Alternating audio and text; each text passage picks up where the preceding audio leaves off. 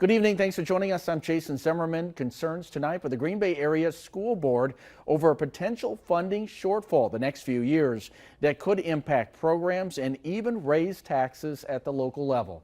This is state and federal budgets were just passed with less money than what many educators sought.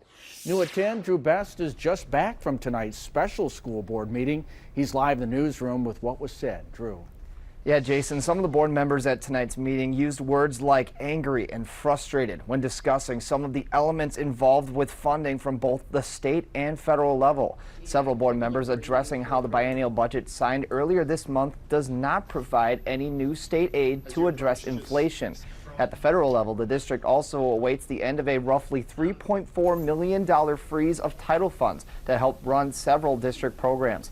Superintendent Vicki Byers says the impact could be substantial, not only in Green Bay, but also in districts statewide.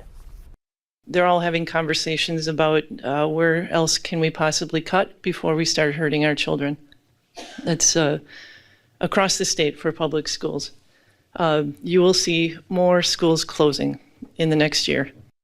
As we've reported, the district plans to act as if those federal title funds will eventually be released. So for now, they will continue to run title funded programs like after-school care as normal. The operations budget for the 2025-26 school year will be presented to the board on October 13th. Jason.